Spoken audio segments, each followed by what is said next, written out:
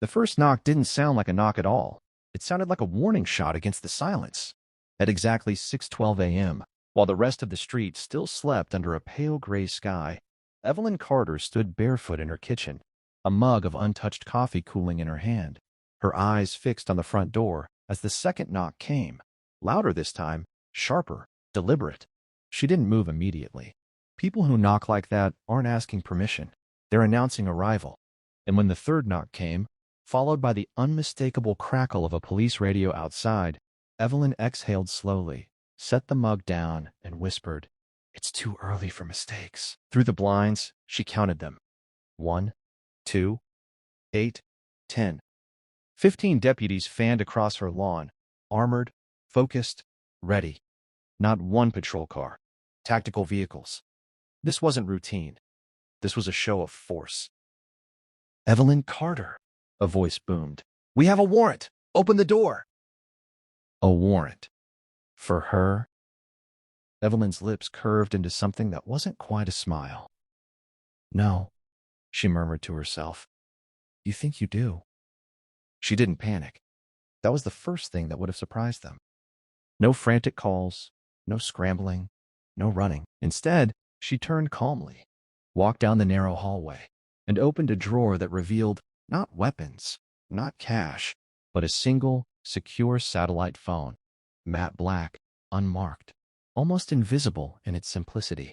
She stared at it for a moment, as if weighing something heavier than the situation itself, then picked it up. Outside, the deputies were already repositioning. "Last warning," the lead officer shouted. "Open the door or we breach." Inside, Evelyn dialed a number she hadn't touched in years. The line rang once. Twice. Then a voice answered, not rushed, not curious, just controlled. "Identify." She didn't hesitate. "This is Carter. Echo clearance. Code 97 Delta." Silence. Not confusion. Calculation. Then the voice changed. "Location?" "Compromised," she said simply. 15 deputies. They think they have authority." Another pause. This one shorter, sharper. "They don't." Outside, the battering ram was already in position. "Stand by," the voice said. The call ended. Evelyn placed the phone back in the drawer, closed it, and walked toward the front door just as the first strike hit. Wood splintered. The frame cracked. Another hit. Louder, more aggressive. The kind of force meant to intimidate, to overwhelm, to end things quickly. But Evelyn didn't step back. She stepped forward. And just as the third strike came crashing through, sending the door bursting inward in a storm of debris, she stood there, still, calm, unarmed. "Down! Get down!" the deputies shouted, flooding into the house with weapons raised. Evelyn raised her hands slowly, her expression unreadable. "You're making a mistake," she said. "On the ground," one of them barked. She didn't move. And that's when everything changed. A radio on one of the deputies' shoulders crackled violently, cutting through the chaos. "All units, stand down. Repeat, stand down immediately." Evelyn placed the phone back in the drawer, closed it, and walked toward the front door just as the first strike hit. Wood splintered. The frame cracked. Another hit, louder, more aggressive. The kind of force meant to intimidate, to overwhelm, to end things quickly. But Evelyn didn't step back. She stepped forward. And just as the third strike came crashing through, sending the door bursting inward in a storm of debris, she stood there, still, calm, unarmed. "Down! Get down!" the deputies shouted, flooding into the house with weapons raised. Evelyn raised her hands slowly, her expression unreadable. "You're making a mistake," she said. "On the ground!" one of them barked. She didn't move. And that's when everything changed. A radio on one of the deputies' shoulders crackled violently, cutting through the chaos. "All units, stand down. Repeat, stand down immediately." The lead officer froze. "Dispatch? Say again?" "This is not dispatch," the voice replied. "This is federal override.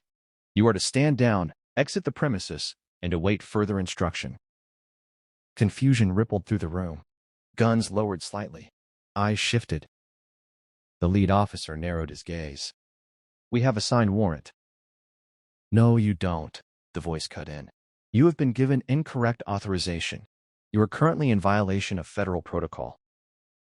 Evelyn tilted her head just slightly, watching the realization begin to spread.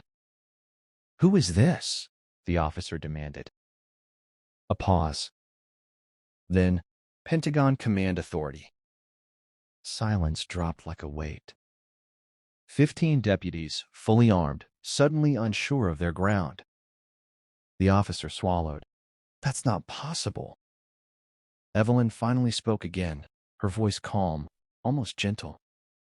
It is, and you should leave.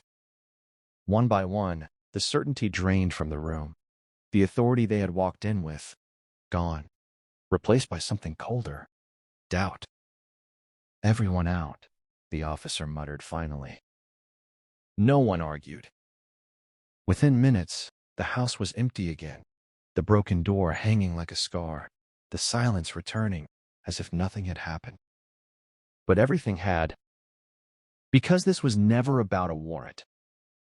And Evelyn Carter was never just a civilian. 2 hours later, a black SUV pulled up outside her house. No sirens. No noise. Just precision. A man stepped out, dressed in a suit too sharp for coincidence. He didn't knock. He walked through the broken doorway like he already owned the space. Evelyn was waiting. You took your time, she said. The man studied her. You weren't supposed to use that line. And yet, here we are. He exhaled slowly. Do you have any idea what you've triggered? Evelyn met his gaze. I didn't trigger anything. They did. A long pause. Then the man nodded slightly. You're right, which means this is bigger than we thought. Of course it is, she said. It always was. He stepped closer. The warrant wasn't just a mistake. It was a test. Evelyn's eyes sharpened. By who? That, he said quietly, is what we're about to find out. What the deputies never knew, what no one outside a classified circle could have imagined, was that Evelyn Carter had spent years buried in operations that didn't officially exist. She wasn't just connected, she was embedded, woven into systems designed to never fail. And when those systems started turning inward, targeting their own, that's when people like her became liabilities. Or threats. The raid wasn't about arresting her. It was about seeing what she would do. And now they had their answer. But so did she. Because the moment that call connected, the moment that voice recognized her clearance, a chain reaction had already begun, one that would expose secrets buried deeper than any warrant could reach. And somewhere, far beyond the reach of 15 deputies and a broken front door, someone realized they had just made the worst possible mistake. They had reminded Evelyn Carter who she used to be. If you want, I can continue this into a full multi-part YouTube series script with deeper twists, betrayals, and a massive ending. Or expand it closer toward your 8,000-word goal step by step.